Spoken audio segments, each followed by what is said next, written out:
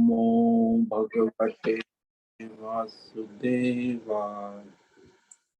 ओम नमो भगवते वासुदेवाय। ओम नमो भगवते वासुदेवाय। ओम नमो भगवते वासुदेवाय। ओम नमो भगवते वासुदेवाय। ओम नमो भगवते वासुदेवाय। ओम नमो भगवते वासुदेवाय। ओम नमो भगवते वासुदेवाय। ओम नमो भगवते वासुदेवाय। ओम ओम ओम ओम श्री परमात्मने नमो नमः। ओम गं गणपतये नमो नमः। ओम सं सरस्वत्यै नमो नमः। ओम गुं गुरुभ्यो नमो नमः। ओम सहनाववतु सहनौ भुनक्तु सह वीर्यं करवावहै तेजस्विनावधीतमस्तु मा विद्विषावहै। ओम शांति शांति शांति। सदाशिवसमारम्भां शंकराचार्य मध्यमाम् अस्मदाचार्यपर्यन्तां वन्दे गुरुपरम्परा।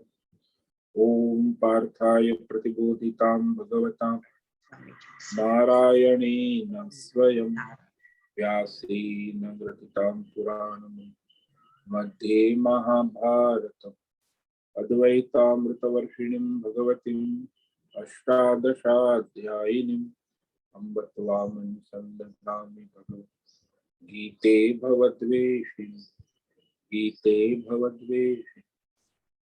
वसुदेवसुतं देवं कंसचाणूरमर्दनं देवकी परमानन्दं कृष्णं वन्दे जगद्गुरु। नमस्ते परमं ब्रह्म सच्चिदानन्दरूपा निर्गुणाय नमस्तुभ्यं ओंकाराय नमो नमः। सर्वे दुर्गाणि तरन्तु सर्वे भद्राणि पश्यन्तु सर्वे सद्बुद्धिमाप्नोतु सर्वे सर्वत्र नन्दतु। ओम तत्सत। ओम ओम ओम। आप सभी ऑनलाइन नेटवर्क पर उपस्थित भगवद गीता श्रवण साधकों को आज प्रातः का अभिवादन, अभिनंदन, अभिवंदन। हरि ओम हरि ओम हरि ओम। हम सबको आज का यह दिव्य दिन तन मन धन जन देश काल विषय वस्तु परिस्थिति अवस्थाएं आध्यात्मिक भौतिक दैवी क्षेत्र सभी को अपने अपने पूर्व में अनंत जन्मों में किए हुए संचित पाप पुण्य धर्म अधर्म मिश्र कर्मों के पके हुए फल स्वरूप में वर्तमान में आज अपने अपने प्रारब्ध अनुसार परमेश्वरीय अचिंत्य योग माया के माध्यम से प्रसाद स्वरूप में प्राप्त हुआ है। अतः आज का यह दिव्य दिन परमार्थ हेतु निष्काम सेवा यज्ञ देव यज्ञ ऋषि यज्ञ पितृ यज्ञ नृ यज्ञ भूत यज्ञ सात्विक दान शारीरिक वाचिक मानसिक तप निष्काम कर्म योग ध्यान योग भक्ति योग ज्ञान योग साधनाएं स्वाध्याय वेद शास्त्रों का अध्ययन अध्यापन उपासना आराधना के लिए समर्पित करे और कराए। अत्यंत दुर्लभ मनुष्य जीवन की प्रत्येक क्षण परमार्थ हेतु सार्थक करे और कराए। आज विक्रम संवत 2080 ज्येष्ठ मास कृष्ण पक्ष की सप्तमी तिथि दोपहर को 2 1 मिनट तक है। उसके बाद अष्टमी लग जाती। आज है शतमिषा नक्षत्र, ये दोपहर को 3:37 तक है। उसके बाद पूर्व भाद्रपद नक्षत्र लग जाता है।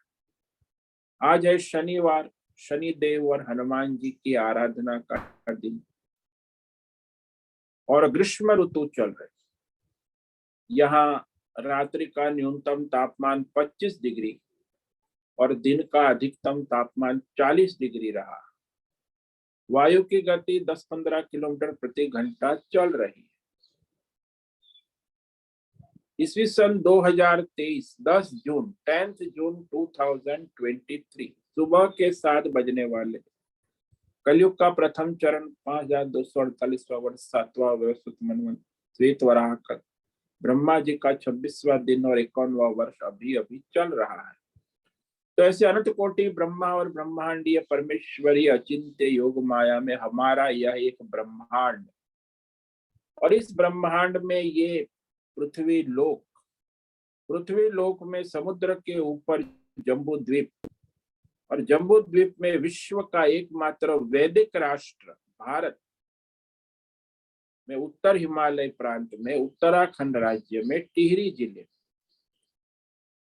हिमालयन शिवालिक पर्वतमाला के अंतर्गत मणिकुट पर्वत के ऊपर नीलकंठ महादेव के सामने ऋषिकेश नगरी में मुनि की रेती शीशम जाड़ी में अवधूत बाड़ा आश्रम के सी ब्लॉक के 5 नंबर कमरे से पहले माले से गंगा किनारे से हम स्वामी उत्तमानंद सरस्वती भगवद गीता के आचार्य शिष्य स्वामी चिन्मयानंद सरस्वती महाराज केवलाद्वैत वेद व्यास भगवद शंकराचार्य की श्रृंगेरी संन्यास परंपरा से शिक्षित दीक्षित सनातन वैदिक भारतीय हिंदू धर्म अनुसार संपूर्ण भगवद गीता ज्ञान यज्ञ ऑनलाइन चैतन्यमय जीवन लाइव प्रसारण के अंतर्गत व्याख्यान माला में भगवद गीता अध्याय 1 अर्जुन विषाद योग के श्लोक नंबर 24 और 25 पर संस्कृत एवं हिंदी में व्याख्यान करेंगे।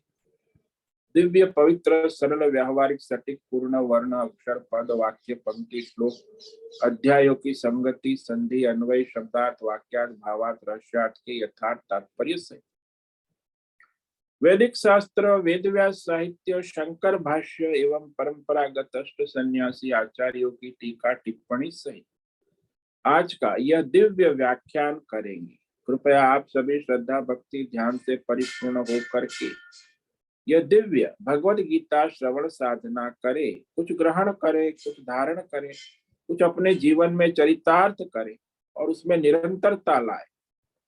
अपनी अपनी आध्यात्मिक भौतिक दैवी अशांति द्वंद्व मोह विक्षेपों और शास्त्रीय भ्रम भ्रांतियों से रहित होकर के शरीर इंद्रिय प्राण मन वचन कर्म से एक रूप एकाग्र होकर के शुद्ध सात्विक सूक्ष्म भगवत विवेक बुद्धि करे। वेद शास्त्र एवं आचार्य परंपरा अनुसार विवेक करे। पुनः पुनः इस व्याख्यान का श्रवण करे, मनन करे, चिंतन चर्चा विचारणा करे, प्रचार प्रसार करे, लिंक भेज, ग्रुप में शेयर करे, अपना और सबका परम कल्याण करे और कराए। ओम तत्सत। ओम ओम ओम। तो कल हमने श्रीमद् भगवद गीता अध्याय 1 अर्जुन विषाद योग के श्लोक नंबर 22 और 23 पर व्याख्यान किया था। तो रथ को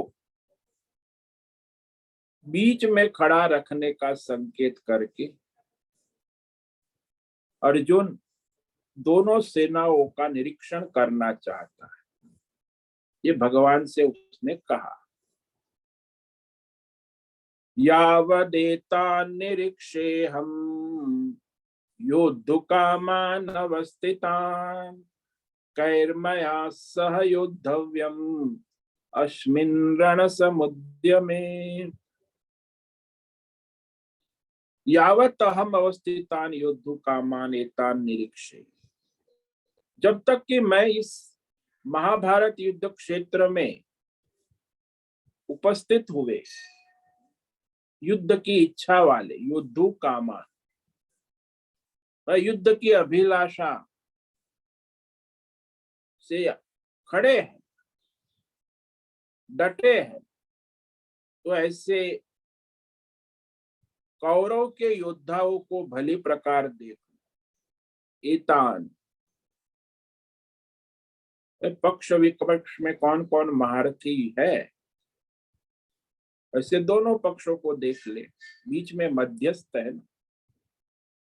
तो इस महाभारत युद्ध में रण समुद्र मुझे किन किन के साथ युद्ध करना, मेरी बराबरी के कौन है, उसे देख लो। जीवन में भी मध्यस्थ होकर विवेक करना आवश्यक है कि हम किस पक्ष में खड़े हैं, क्योंकि धर्म अधर्म की लड़ाई में भी मध्यस्थ होकर विवेक करना होता, तभी वो जाके मनुष्य योग्य विवेक कर सकता है।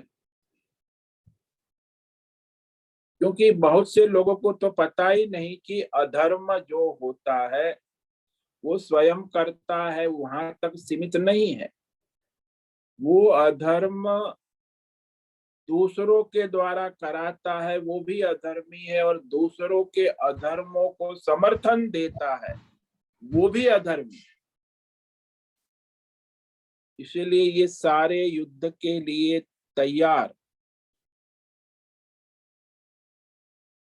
तो उसका विवेक करना आवश्यक।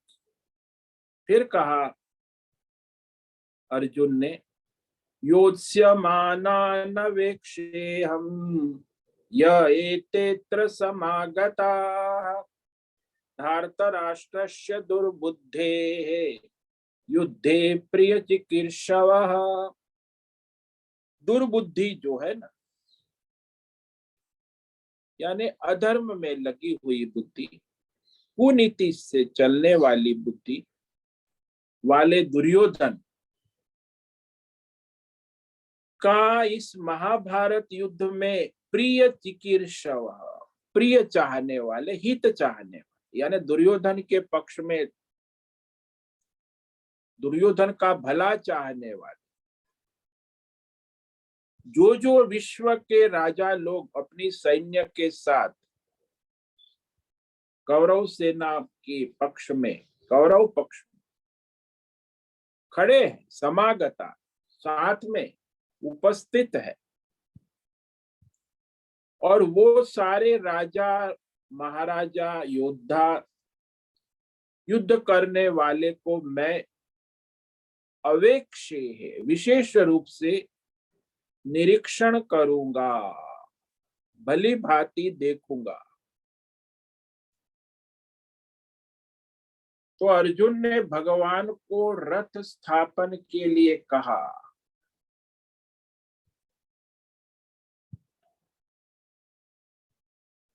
और यहाँ भगवान जब अर्जुन की बात सुनते हैं तो शायद धृतराष्ट्र को ऐसा लगा कि अर्जुन की इच्छा युद्ध करने की नहीं है,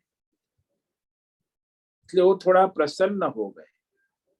जब संजय ने उनके चेहरे पर प्रसन्नता देखी तो संजय ने धृतराष्ट्र से कहा कि जैसा ही अर्जुन ने भगवान को आदेश दिया कि मेरा रथ दोनों सेनाओं के बीच में खड़ा करे, तो भगवान श्री कृष्ण ने युद्ध के लिए एकत्रित दोनों सेनाओं के बीच में रथ को खड़ा करके वहां एकत्रित सारे योद्धाओं का निरीक्षण करने के लिए कहा। भगवान ने कहा एक वाक्य, तो ये संजय अब धृतराष्ट्र को कह रहे हैं, आगे श्लोक नंबर 24 और 25। एवं मुक्तो ऋषिकेशो गुडाकेशेन भारत सेनयोरुभयोर्मध्ये स्थापयित्वा रथोत्तमम् भीष्मद्रोण प्रमुखतः सर्वेषां च महीक्षिताम् उवाच पार्थ पश्यैतान् समवेतान् कुरुनिते। संजय कहता है भारत, मैं धृतराष्ट्र को भारत कहता, भरतवंशी राजा है ना। गुड़ाकेशेन, और गुड़ाकेश यानी अर्जुन के द्वारा जब भगवान को आदेश दिया गया कि मेरी रथ जो है वो दोनों सेनाओं के बीच में खड़ा कीजिए, तो अर्जुन द्वारा इस प्रकार कहते हुए महाराज श्री कृष्ण ने रथ को चलाया दोनों सेनाओं के बीच, और दोनों सेनाओं के बीच में भीष्म द्रोण प्रमुखतः, भीष्म और द्रोणाचार्य के ठीक सामने सम्मुख, और संपूर्ण राजाओं के सामने सर्वेशाम महीक्षितम, दोनों पक्षों की जो भी सेना है, तो संपूर्ण जो राजा महाराजा युद्ध के लिए अपनी सैन्य बल के साथ खड़े हैं, सबके सामने मध्य में रथोत्तम, ये कोई रथ सामान्य नहीं है ना, उत्तम उत्तमम और उत्तमम कह, सर्वश्रेष्ठ दिव्य रथ जो अग्नि ने भेंट दिया हुआ था अर्जुन, स्थापयित्वा खड़ा करके भगवान ने रथ को चलाया। बड़ी धूल उड़ी, आपने वो चित्र देखा होगा कि जिसमें भगवान रथ चला रहे दोनों सेनाओं के बीच, वो अद्भुत दृश्य है जिसका आपने कई जगह दर्शन किए हो। अब रथ चलते चलते उन्होंने रथ ठीक भीष्म और द्रोण के सामने खड़ा किया। जब रथ खड़ा हो गया, घोड़ों की हिनहिनाहट शांत हो गई, तो भगवान ने मुड़ के देखा अर्जुन की ओर और उसे पुकारा, पार, अरे पृथा के बेटे। ये महाभारत युद्ध के लिए जो इकट्ठा हुए हैं समवेता, जितने भी दोनों पक्ष, कुरुवंश है ना, कुरुन कहा यानी पांडव कौरव दोनों, सभी पांडव योद्धा कौरव योद्धा, पश्य, तुम देख लो। बस वो देखने का भगवान ने कहा और अर्जुन ने अपने आंख उठाकर देखा। उसके बाद की जो क्षण है ना, वो तो आगे का श्लोक है। तो आज यहाँ भगवान ने कहा कि देखो अर्जुन, देख लो, खोल दे पलक, देख ले झलक, झलक में खलक, खलक में झलक। और वही देखना उसके लिए विषाद योग का कारण बन जाता है। तो संजय ने धृतराष्ट्र से कहा है कि अर्जुन द्वारा जब आदेश दिया गया तो भगवान ने दोनों सेनाओं के बीच में भीष्म और द्रोण के सामने, सभी राजाओं के सामने दिव्य रथ को खड़ा किया, और खड़ा करने के बाद भगवान ने केवल एक ही वाक्य कहा, एतान कुरुन समपेतान पश्य। कुरुवंश को देखो, कौरव पांडव सेना आमने सामने, तो दोनों सेना के बीच में तुम्हें किससे लड़ना है? भाई हमारी ओर से कौन उतरे हैं पांडव सेना की ओर से, और कौरव सेना में कौन कौन महारथी योद्धा है,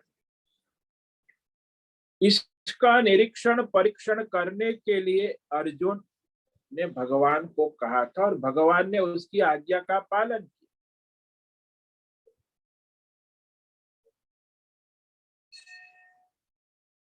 अर्जुन को निमित्त बनाकर भगवान अब गीता का उपदेश भी देने वाले। तो भगवत गीता का दिव्य उपदेश अर्जुन के विषादग्रस्त होने के बाद भगवान देते, उसका शोक विषाद दूर करने के। जब कार्य करने का समय आता है, जैसे अर्जुन का युद्ध करने की क्षण आ गई, मनुष्य के जीवन में भी बहुत सोचता है, लेकिन वो क्षण आती है कार्य करने की, तब प्रत्येक व्यक्ति को ये देखना चाहता है कि अब वो किससे क्या करे क्या नहीं करे। कर्म करने की जो क्षण है,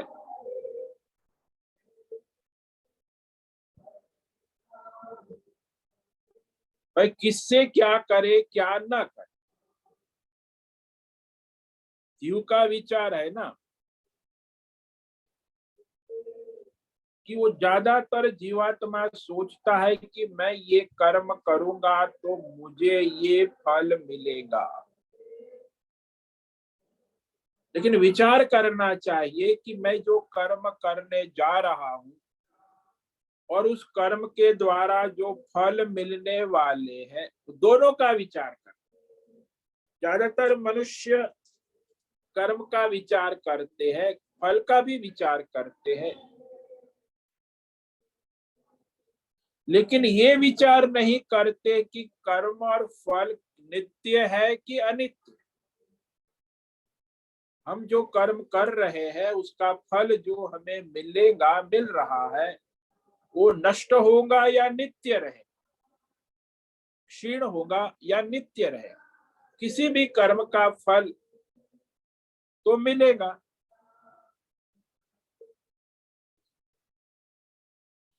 तो संसार में जितने भी विषय पदार्थ है, उसके प्रति मनुष्य आकर्षित होकर उसकी कामना करता है और कामना से कर्म करता है, और कर्म फल के लिए ज्यादातर मनुष्य सकाम कर्म करते हैं कि मैं ये करूंगा तो ये फल मिलेगा, वो करूंगा तो वो फल मिलेगा, ऐसा करूंगा तो ऐसा फल मिलेगा, वैसा करूंगा तो वैसा फल मिलेगा। तो संसार के विषयों पर आकर्षित होकर उसकी कामना से कर्म करके फल के लिए प्रयत्नशील रहते हैं। उसको शास्त्रों में बाला कहा है कि बाल बुद्धि है, अविवेकी है, विवेकहीन है।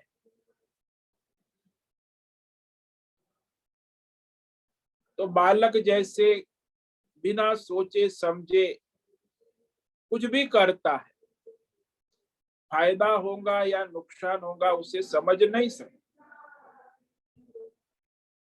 मनुष्य तो सोचता है कि फायदा होगा, भौतिक अध्यात्म दैव विषयों की कामना अच्छे लगते, भौतिक विषय अध्यात्म विषय, लेकिन वो विवेक नहीं करता कि ये मिलने के बाद ये रहेंगे कि नहीं रहेंगे। बालक भी खिलौना चाहता है तो खिलौना उसे बड़ा अच्छा लगता है, लेकिन वो ये सोचता नहीं कि खिलौना नष्ट हो जाएगा, फिर रोना पड़ेगा, और खिलौना नष्ट होता भी है, फिर दूसरा खिलौना वो भी नष्ट होता है, फिर रोना पड़ता है, फिर तीसरा खिलौना आता है, वो भी नष्ट हो लो। बच्चा बस खिलौने को सत्य मानता है, खेलता है, लेकिन आखिर में वो खिलौना नष्ट हो जाता है, रुलाता है। ऐसे मनुष्य संसार के भौतिक अध्यात्म दैवी अनंत प्रकार के विषयों की कामना करता है, खेलता है, वो नष्ट होता है तो दुखी होता है, रोता है।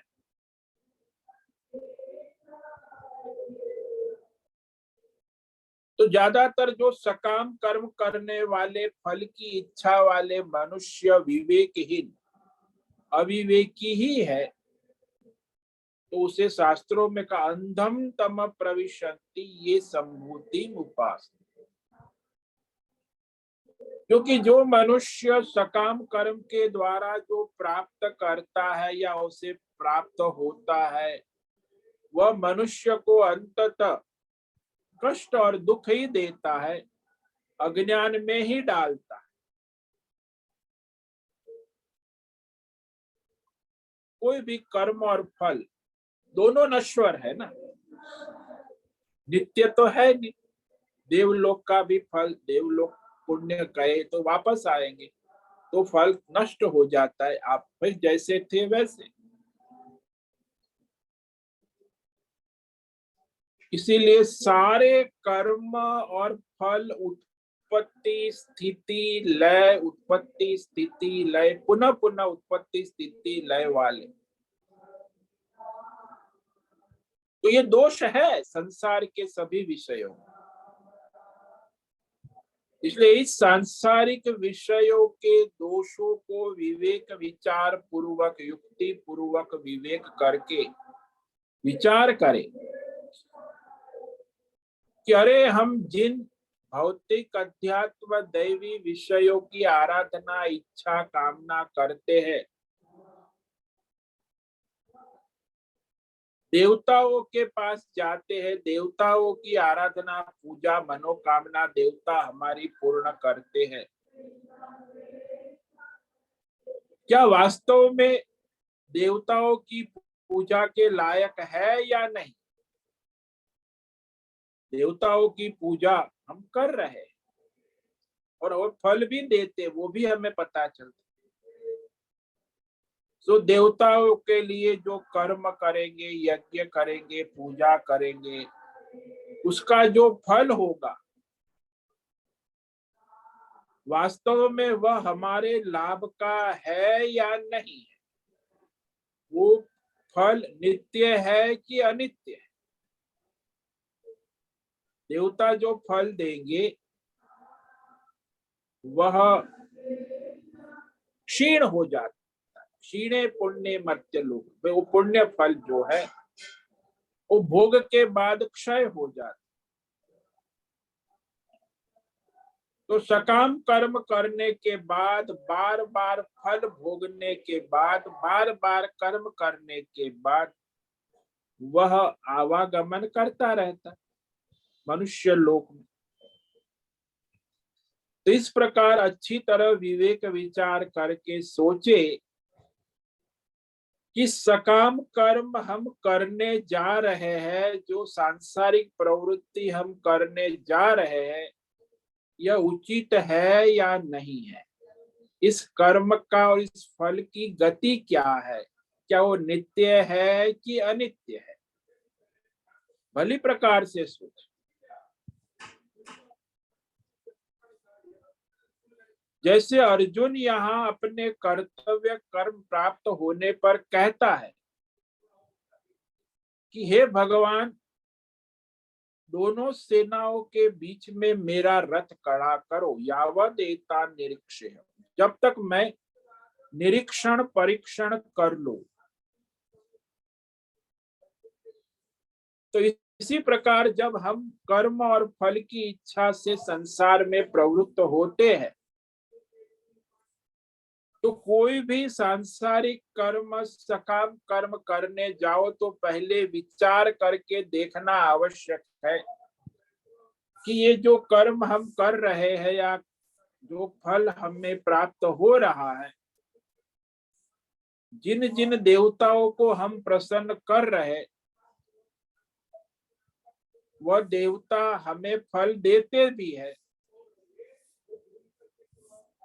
लेकिन वास्तव में सूक्ष्म विचार करे तो देवता फल देने के लायक नहीं है। देवता फल देते, वास्तव में वह फल देने समर्थ नहीं है। देवताओं के माध्यम से सर्वेश्वर परमेश्वर ही सभी को उनके कर्मों के अनुसार फल देते हैं। कर्म फल का सामर्थ्य देवताओं में नहीं है, कर्म फल देने का सामर्थ्य परमात्मा ईश्वर में। वही कर्म के अनुसार फल देता है। देवताओं के लिए जो कर्म हम करते हैं उससे जो फल मिलता है वो नश्वर होता है, नित्य नहीं होता।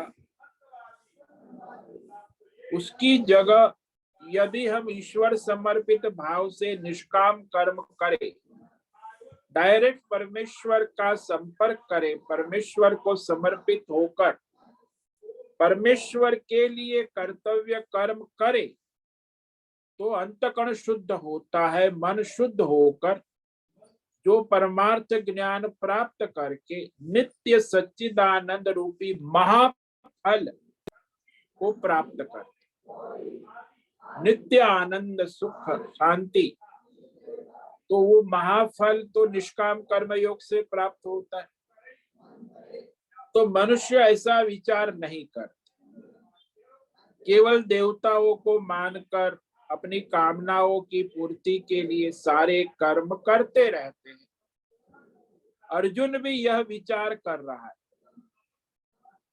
कि मेरा कर्तव्य लड़ने का है। किससे लड़ने का है? कि जो मेरी बराबरी का है उससे ही मैं लड़ूंगा। महारथी के साथ महारथी लड़ेगा, सामान्य सैनिक के साथ तो लड़ना है नहीं, सामान्य सैनिकों को मारना भी नहीं है। जो योद्धा है वो योद्धा से लड़ेगा। आगे ये भी विचार करेगा अर्जुन कि ये युद्ध करना उचित है या नहीं, ये विजय पाने योग्य है या नहीं।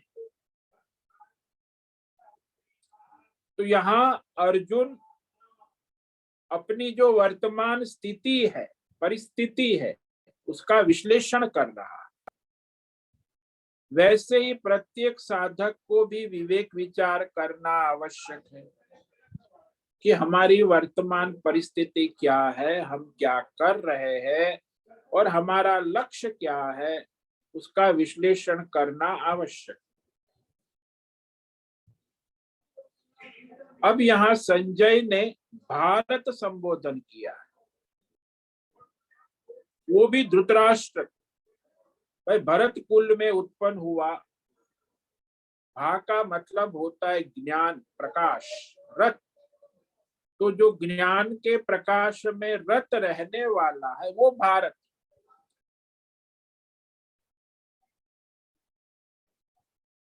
तो भारत कहने के साथ उसने कहा कि अर्जुन युद्ध का निरीक्षण करने जा रहा है, तुम भी विचार करो धृतराष्ट्र, तुम भी अभी युद्ध को रोक सकते हो या युद्ध को चला सकते हो। कि आपको सोचना है युद्ध रोक देना उचित है या युद्ध करना उचित है। दो में से अभी भी अर्जुन को भी और धृतराष्ट्र को भी राजा है, आदेश दे सकता है। ऋषिकेश ने सारी इंद्रियों के प्रवर्तक श्री कृष्ण ने गुड़ाकेश ने कहा। श्री कृष्ण को अर्जुन, अर्जुन को यहाँ गुड़ाकेश शब्द, गुड़ाकेश शब्द का भी प्रयोजन। गुड़ाकेश अर्जुन को भगवान ने क्यों कहा? क्योंकि वह गुड़ाकेश का अनेक अर्थ होते हैं। जैसे छोटे चुटकी भर बाल मात्र होते हैं, उसे तो छोटी चीज जो है बाल उसके छोटे हैं सिर पर, इसीलिए उसे गुड़ा के युद्ध के मैदान में बाल छोटे होना आवश्यक है। तो यदि कोई बाल पकड़ के खींच ले तो उसका सामर्थ्य कम हो जाता है, कुछ नहीं कर सकता। इसलिए गुड़ाकेश कहा कि छोटे बाल। उस समय बहुत छोटे थे। अर्जुन युद्ध के लिए तैयार होकर आया है, पूरी तैयारी के साथ। इसीलिए भगवान अर्जुन को युद्ध के लिए तैयार नहीं कर रहे हैं, गीता के उपदेश के द्वारा केवल उसकी बुद्धि में जो अनावश्यक मोह विषाद छा गया है उसको हटाना है। मोह विषाद, युद्ध में प्रवृत्ति करने के तो स्वयं तैयार होके आया है, उसे युद्ध करने की कहने की आवश्यकता नहीं, लेकिन वो जो उसके मन में विषाद शोक और व्याकुलता है उसे दूर करना आवश्यक। अंत में वह अर्जुन कहेगा कि मेरा मोह और शोक नष्टो मोह स्मृतिर लब्ध्वा त्वत्प्रसाद। भाई भगवान आपकी कृपा से मेरा मोह नष्ट हो गया, मुझे मेरी कर्तव्य स्वधर्म की स्मृति प्राप्त हो गई।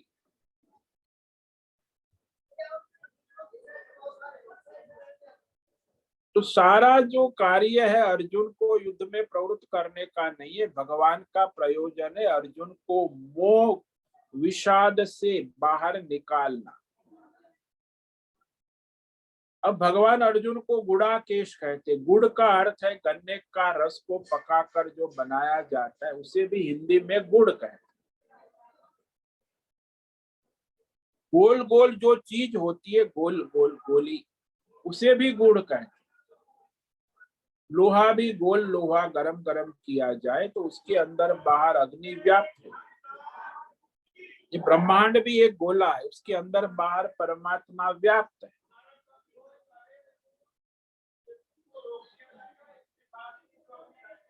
तो वह संसार में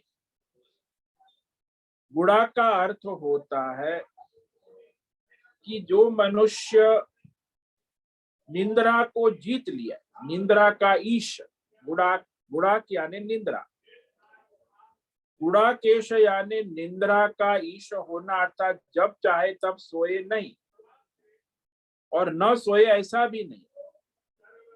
केवल सोना ही निंद्रा नहीं समझ लेना, अविवेक अज्ञान ग्रस्त रहना भी सोना है, अज्ञान में रहना, अज्ञान निंद्रा कहते, अविवेक निद्रा। तो सदा सर्वदा सर्वत्र जागरूक रहना, जैसे उसका दृष्टांत है कि कुत्ता दरवाजे में सोया है लेकिन कुत्ता सोता पड़ा दिख रहा है, लेकिन यदि दरवाजे में कोई आया, चोर आया, तुरंत वो जो है तैयार होके भौंकने लगता है। उसे मुंह धोना, हाथ पैर धोने की आवश्यकता नहीं, कुत्ता एकदम सजग होता, उसकी नींद जो है ना,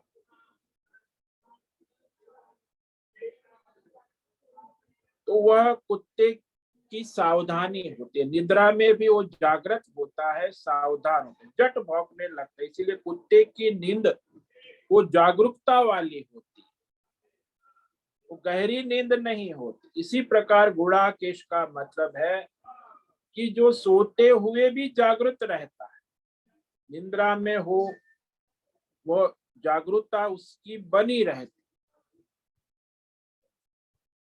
इसका मतलब ये हुआ कि कोई भी परिस्थिति आए, किसी भी स्थिति में तुरंत उसके लिए विवेक विचार करने का सामर्थ्य उसमें है, तुरंत वो योग्य निर्णय ले सकता है।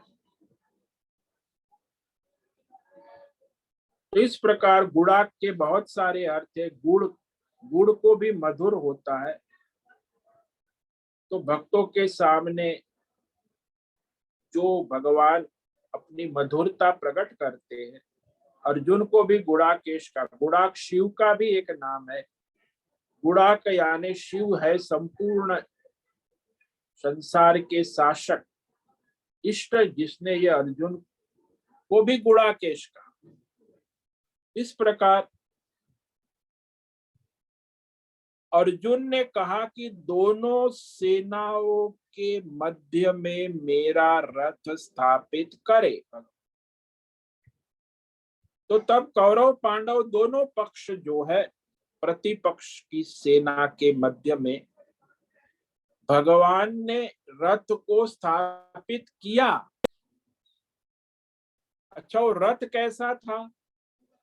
उत्तमम सर्वश्रेष्ठ, यानी उस समय महाभारत युद्धान में इतना दिव्य और श्रेष्ठ रस किसी के पास नहीं था।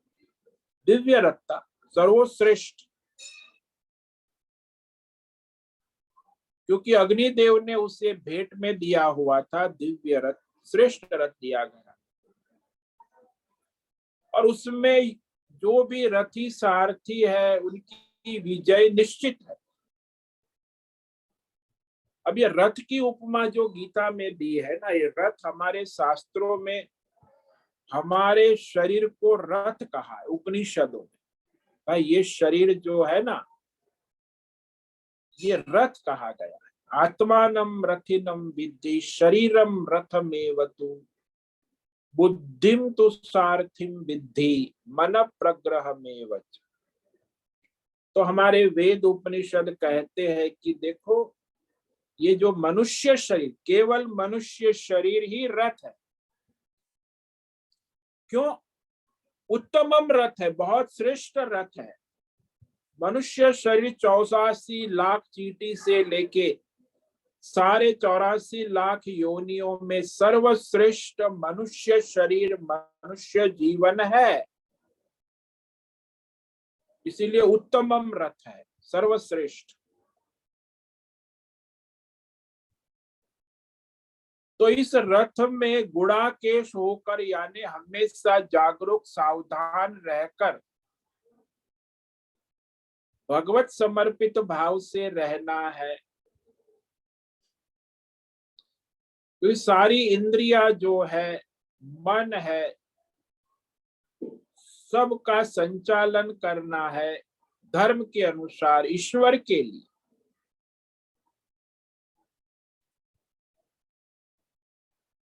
इसीलिए यहाँ जो अर्जुन तो रथी है और भगवान श्री कृष्ण सारथी है। इंद्रियों का संचालन यदि धर्म के अनुसार भगवत समर्पित भाव से होता है तो इंद्रिया और मन योग्य दिशा में जाती है, अन्यथा नहीं। तो विज्ञान सारथी यस्तु, विज्ञान सारथी कहा गया। बुद्धि है, विज्ञान भगवान कृष्ण है, बुद्धि को संचालन करने वाले। तो यह ज्ञान विज्ञान को जागृत रख के चलना है। संपूर्ण गीता में भगवान अर्जुन को यही विवेक बुद्धि देते, तो उसके अनुसार अपनी विवेक बुद्धि को मनुष्य स्वयं चलाए। भगवान बार बार चलाना नहीं आते, और अपने विवेक बुद्धि से अपने जीवन का, अपने अपने जीवन का महाभारत युद्ध है उसमें विजय प्राप्त कर। दो सेनाएं हमेशा आमने सामने रहेगी, हमारे भीतर भी और बाहर भी, धर्म का पक्ष और अधर्म का पक्ष। धर्म की कामनाएं, अधर्म की कामनाएं, धर्म की वासनाएं, अधर्म की वासना, शुभ वासना, अशुभ वासना, शुभ कामना, अशुभ कामना, ये हमेशा रहती।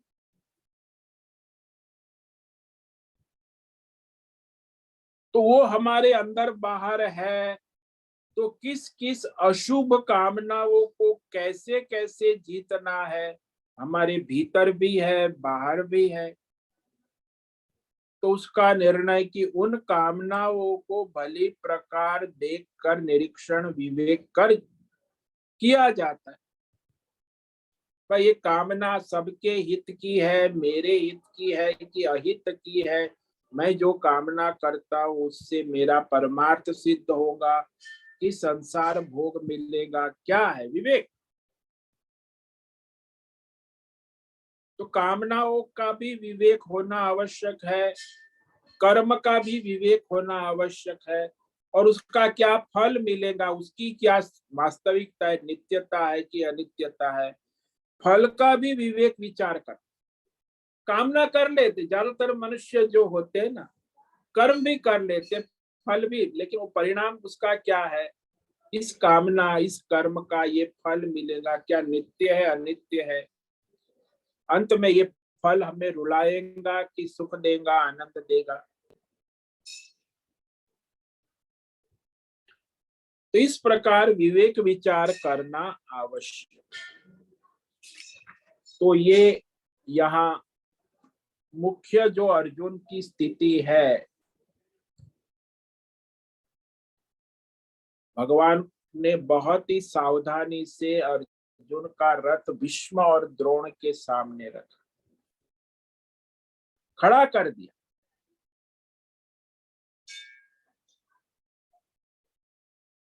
तो ये जो भीष्म द्रोण के सामने खड़ा किया है, इस पर हम कल विचार करेंगे। तो आज जो हमने विचार किया, संजय ने धृतराष्ट्र से जो कहा, ये श्लोक इसे संक्षेप में कह देते हैं। एवं मुक्तो ऋषिकेशो गुडाकेशेन भारत सेनयोरुभयोर्मध्ये स्थापयित्वा रथोत्तमा। संजय कह रहा है, भारत हे धृतराष्ट्र राजा है ना, गुडाकेशेन अर्जुन के द्वारा इस प्रकार आदेश देने के बाद उक्तहर भगवान श्री कृष्ण ऋषिकेश ने दोनों सेनाओं के बीच में, उभयो सेनयों मध्य, भीष्म द्रोण प्रमुखतः, भीष्म और द्रोणाचार्य के सामने और सभी राजाओं के आमने सामने उत्तम दिव्य रथ को खड़ा करके अर्जुन को इस प्रकार कहा। भगवान का एक ही वाक्य है, इस पहले अध्याय में एक ही वाक्य भगवान कहते अर्जुन को कि एतान कुरुन पश्य, ये सारे कुरु वंश को युद्ध के लिए तैयार देखो। ओम नमो नारायणाय, ओम नमो नारायणाय, ओम नमो नारायणाय, ओम नमो नारायणाय, ओम नमो नारायणाय, ओम नमो नारायणाय। कायेन वाचा मनसेन्द्रियैर्वा बुद्ध्यात्मना वा प्रकृते स्वभावा करोमि यद्यत् सकलं परस्मै नारायणायेति समर्पयामि, नारायणायेति समर्पयामि। ओम सर्वे भवन्तु सुखिनः, सर्वे सन्तु निरामयाः, सर्वे भद्राणि पश्यन्तु, मा कश्चित् दुःखमाप्नुयात्, अस्तु मा सद्गमय, तमसो मा ज्योतिर्गमय, मृत्योर्मा मृतंगमय। ओम पूर्णमद पूर्णमिदं पूर्णात् पूर्णमुदच्यते पूर्णस्य पूर्णमादाय पूर्णमेवावशिष्यते। ओम शांति शांति शांति। शंकरं शंकराचार्यं केशवं बादरायणं सूत्र भाष्य कृतौ वंदे भगवन्तौ पुनः पुनः। ईश्वरो गुरुरात्मेति मूर्ति भेदं विभागिने व्योमवद् व्याप्त देहाय दक्षिणामूर्तये नमो नमः। ओम गुं गुरुभ्यो नमो नमः। ओम तत्सत् ब्रह्मार्पणमस्तु। ओम ओम ओम।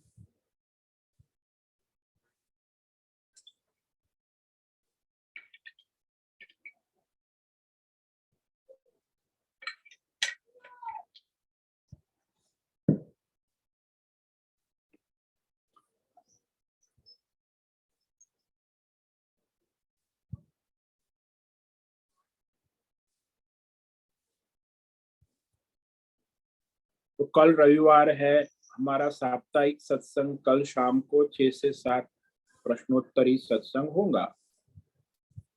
तो आप उसका लाभ ले और लेवावे। का नित्य सत्संग तो हमारा सुबह रोज वो ही रहा है, 7:45 से 7:45। और एक हमारा वार्षिक उत्सव जो है वो ऋषिकेश में शिविर, तो गीता ज्ञान सप्ताह शिविर, सात्विक शिविर, तो उसमें आप लाभ ले और दूसरे अपने रिश्तेदारों को भी स्पॉन्सर करें और आइए कि ये दिव्य भगवद गीता ऋषिकेश में गंगा किनारे आश्रम, तो जो लोग आए हैं वो तो बार बार आएंगे, जो नए हैं उनको जरा आप समझाए कि नहीं, आप इसका लाभ लेना, ये दिव्य लाभ बहुत ही दुर्लभ है। तो ये 20 नवंबर से लेके 27 नवंबर तक, दिवाली के बाद अष्टमी से लेके पूर्णिमा, कार्तिक पूर्णिमा तक ये सप्ताह शिविर है ज्ञान यज्ञ। तो वह जो भी साधक है वह अपना अभी से तैयारी करे, क्योंकि अगले महीने आपको ट्रेन की टिकट 4 महीने पहले बुकिंग होती है। तो उसका तैयारी करे, कौन कौन आ रहे साधक, उनकी टिकट का फिर बुकिंग के लिए एजेंट के पास कराए, क्योंकि वो ज्यादा पीक आवर होता है। लाइन में खड़े रहने से आपको नहीं मिलेगा टिकट, एजेंट जो है वो उसके माध्यम से टिकट मिल जाती। तो बाकी दिल्ली से के भी आ सकते हैं, तो सब अपनी अपनी व्यवस्था आने जाने की करनी होगी। बाकी यहाँ सबके लिए रहने खाने की उचित व्यवस्था है, तो आप उस शिविर का लाभ ले। प्रत्येक वर्ष हम आप इस बार 7वां अध्याय ज्ञान विज्ञान योग पर व्याख्यान होगा। तो इस तरह ये पिछले 7 वर्षों से गीता शिविर हो रही है। ये 7वां सत्र है। पहला अध्याय हुआ, दूसरा, तीसरा, अब 7वां अध्याय इस साल होगा।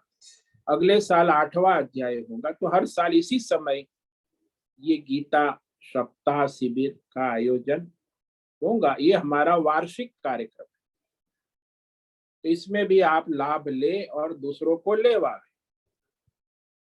अभी समय है, किसी को कोई प्रश्न, कल रविवार है तो आप आइएगी, सत्संग का लाभ ले। प्रश्नोत्तरी का समय है अभी थोड़ा, तो आप पूछ सकते हैं प्रश्न।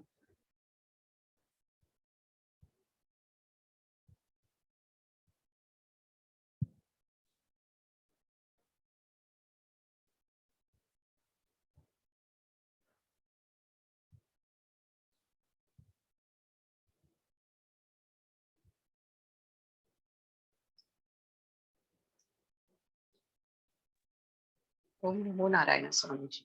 ओम नमो नारायण। बोलो उषा। स्वामी जी, आपने कहा कि नहीं, यहाँ पे धृतराष्ट्र को भारत संबोधित किया है, बट हाँ जी। जैसे आपने समझाया कि भारत, भा का तो अर्थ ज्ञान प्रकाश में रत रहने वाला, तो फिर धृतराष्ट्र को तो वो जैसे अज्ञानी जैसे है ना, तो क्योंकि वो युद्ध के मोहित थे, अपने क्या बोलते हैं, किंगडम के लिए बहुत ये करते थे ना, इसीलिए तो हम्म फिर उनको मोह बहुत था ना, बट पुत्रों का मोह। फिर हम्म। उनको हम कैसे ज्ञान प्रकाश में रत कहेंगे? नहीं, वो उनको संबोधन कर रहा है ताकि वो यदि विवेक करे अभी भी वो युद्ध की स्थगित कर सकते हैं, संधि कर सकते हैं, समाधान कर सकते हैं। इसीलिए उसे भरत वंश में उत्पन्न हुए, आप भी भारत हो, अपनी बुद्धि को जगाओ, विवेक अच्छा, जागृत ऐसे। करो। हाँ। तो संजय जैसे समझाना चाहते हैं, वैसे हम हाँ। मतलब ले सकते हैं। हाँ कि भाई अपनी बुद्धि को जगाओ, अभी जो है विवेक करने का। इसलिए तो कहा ये भारत का मतलब ही विवेक करना है। तो विवेक जब बुद्धि करे, अर्जुन को भी विवेक करना है हम्म, और धृतराष्ट्र को भी विवेक करना है। तो अर्जुन का विवेक जो है वो जागृत है। हाँ, धृतराष्ट्र तो उसका विवेक सोया हुआ है। वो भारत है, भरतवंशी है। हाँ, मनुष्य का भी विवेक सोया हुआ है ना। ज्यादातर मनुष्य को शास्त्र के अनुसार विवेक कितने लोग करते, धर्म और शास्त्र अपनी, मुझे ठीक लगा मैंने डिसाइड कर लिया बस। न कोई शास्त्र है न कोई आजकल का जमाना तो बस ऐसा ही चलता है। कोई विवेक मतलब कोई मतलब ही नहीं, शास्त्र और आचार्य परंपरा। बस मैंने भी अपनी बुद्धि से निर्णय कर लिया है और फिर उसका परिणाम फल भी आता है, फिर रोना भी आता है कि अरे मैंने गलत निर्णय किया, गलत किया। तो पहले उनका, निश्चय करना हाँ चाहिए ना। निश्चय हाँ हाँ करने के पहले आपको सारे पहलुओं का निरीक्षण परीक्षण कर लेना चाहिए कि इसके परिणाम का फल, परिणाम भी कितना नित्य है कि अनित्य है, जो हम कर्म करने जा रहे हैं वो नित्य है कि अनित्य है। ये सारा विवेक पहले होना चाहिए, बाद में होने से कोई मतलब नहीं। जी। ज्यादातर तो मनुष्य उन, बाद में विवेक करते, भाई 60 70, अरे मैंने ये सब पहले नहीं, विभिन्न विचार शास्त्र परंपरा आचार्य के अनुसार कि क्या करना है, तो फिर वो पछतावा के सिवा कुछ मिलता नहीं है ना। कोई भी कर्म हो, उसका फल क्या है उसका विवेक करना आवश्यक है, कि हम जो निर्णय करने जा रहे हैं उसका परिणाम क्या होगा, नित्य है कि अनित्य है, स्थायी है कि अस्थायी है, परिणाम हमें कैसा मिलने वाला। ये सारा जो है निरीक्षण का मतलब है। तो उनका ज्ञान तो वहां तक ही सीमित है कि मैं जो कर रहा हूँ, मैं जो सोच रहा हूँ वही वही सही है, या ना कि शास्त्रों में जो लिखा है। हाँ, धृतराष्ट्र की बुद्धि जड़ है, तो वो जो निर्णय कर रिया वही से उसने ये विचार करना चाहिए कि भाई ये शास्त्र धर्म और सबके हित भले के लिए निर्णय है कि मैं अपने अहंकार से प्रेरित होकर अपने स्वार्थ में कर रहा हूं। हाँ ये तो धृतराष्ट्र की बुद्धि जड़ है ना, तो हाँ गलत निर्णय कर। अर्जुन अभी निर्णय करने नहीं तैयार हुआ, अभी वो निर्णय करेगा ऐसा भगवान निर्णय कर नहीं लिया है उसने, अभी भी अनिर्णायक स्थिति में है, और फिर मोह विषाद ग्रस्त हो जाएगा और भी अनिर्णायक स्थिति में आ जाएगा। और उसके बाद गीता पूरी सुनने के बाद 18वें अध्याय में कहेगा कि अब मुझे निश्चय हो गया, नष्टो मोह स्मृति लब्ध्वा त्वत्प्रसादात्, आपके गीता ज्ञान प्रसाद से मेरा मोह अविवेक नष्ट हो गया, अब मुझे मेरा स्वधर्म पता चल गया। करिष्ये वचनम, आपने जो आज्ञा की उसी अनुसार मैं अपना स्वधर्म करूंगा। तो विवेक होने के बाद ही उचित स्वधर्म होता है। अज्ञान से, अहंकार से, अविवेक से जो कर्म होते हैं ना, वो अंततः पछतावा का ही कारण बनते हैं।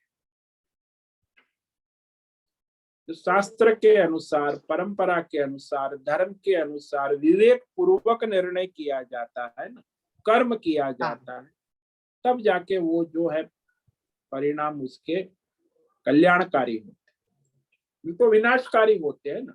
अविवेक जी। पूर्वक निर्णय कर लिया तो उसका परिणाम तो विनाशकारी ही होगा। आजकल जो लोग सब अपनी मनमानी करते, न शास्त्र प्रमाण, न परंपरा, न आचार्य, न बड़ों को, बस अपनी जवानी है, नशा है, कुछ भी, और फिर उसका परिणाम भी देखो क्या होता है, सबका देखो बेहाल। युवा अवस्था में इसी तो बड़े मोहित होते हैं। इसीलिए अधर्म फैला हुआ है। हाँ, इसलिए अधर्म बढ़ता है, फैलता है, क्योंकि कोई शास्त्र प्रमाण परंपरा बड़े बूढ़ों की बात मानता है, सब अपनी मनमानी पर उतर आए। आज का युवा वर्ग तो देखो इतना स्वच्छंद और अहंकारी और अविवेकी कि उसे किसी से कोई मतलब ही नहीं, बस। और परिणाम उसके तो आते ही है, फिर गलत निर्णय हो गया तो उसका परिणाम भी गलत आता है।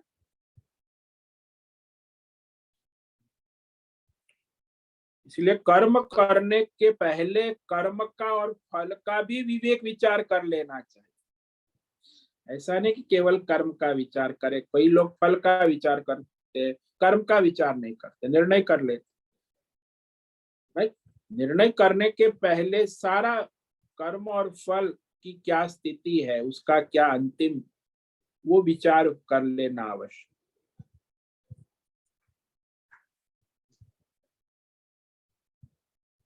बहुत बहुत धन्यवाद स्वामी जी। ओम नमो नारायण। नमो नारायण।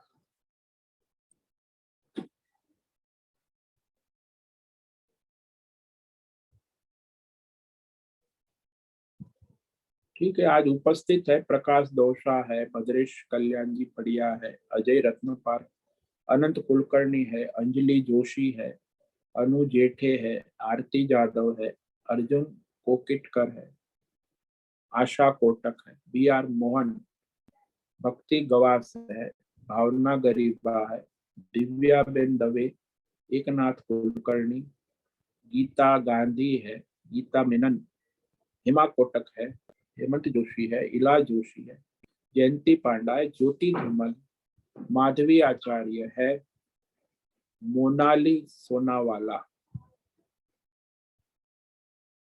नैना पुरोहित है, नीलिमा कोपरकर, नीता तांडेकर है, पंकज भट्ट है, पृथ्वीराज मालव है, पूनम पास्ते, रागेश अंग्रेजी, रंजना है, संजय काले, संजीवनी श्रीरंग रानडे, सीमा जोगी है, शैलजा कुलकर्णी है, शोभन व्यास, सुचिता पाटिल है, सुनील ठाकुर है, सुनीता कुलकर्णी है, तुषार कापड़िया, तुषार चौधरी, उषा मेनन, वैशाली कोपरकर है, विद्या सिंधे है, विनायक कुटोजी, मीना सिंगाड़े और सुनंदा साम। तो आज साधक लोग उपस्थित है, सबको हार्दिक बधाई, और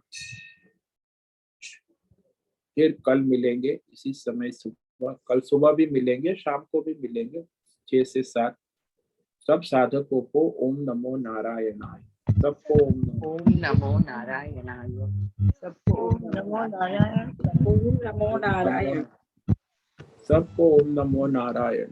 बहुत से निवेदन है, आज ओम का नमो सत्संग नारायण। पूर्ण करें। ओम नमो नारायण स्वामी जी। ओम आज का यह दिव्य स्वामी सत्संग जी, हम ओम यही नमो पूर्ण नारायण। करते हैं। सभी साधकों को ओम नमो नारायण। ओम नमो नारायण। ओम नमो नारायण।